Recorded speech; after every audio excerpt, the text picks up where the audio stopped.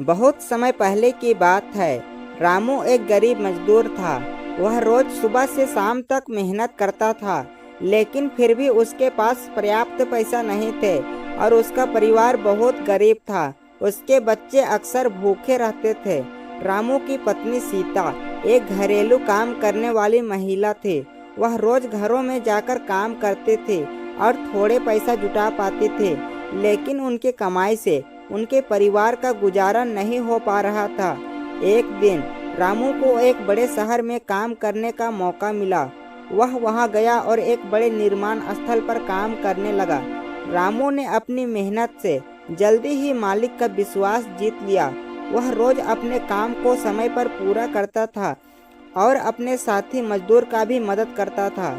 रामू की मेहनत और ईमानदारी ने जल्दी ही मालिक का ध्यान को आकर्षित किया। उसके मालिक ने उसे अपने काम की तारीफ की और उसे अच्छी बढ़त दी।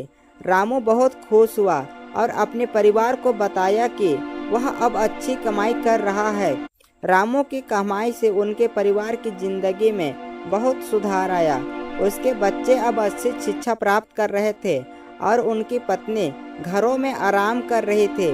रामू की कहानी से हमें यह सीखने को मिलता है कि मेहनत और ईमानदारी से काम करने से हम अपने लक्ष्यों को प्राप्त कर सकते हैं। रामू की कहानी ने उसके गांव के लोगों को भी प्रेरित किया।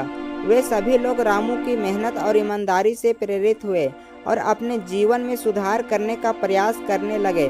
रामू की कहानी एक प्रेरणादायक उदाहरण है कि कैसे एक व्यक्ति अपनी मेहनत और ईमानदारी से अपने जीवन में सुधार कर सकता है और दूसरों को भी प्रेरित कर सकता है। रामू की कहानी से हमें यह सीखने को मिलता है कि जीवन में संघर्ष और चुनौतियां आती हैं, लेकिन हमें हार नहीं माननी चाहिए। हमें अपने लक्ष्यों को प्राप्त करने के लिए मेहनत और ईमानदारी से काम करना चाहिए। रामू की कहानी एक प्रेरणादायक कहानी है जो हमें जीवन में संघर्ष और चुनौतियों का सामना करने के लिए प्रेरित करती है।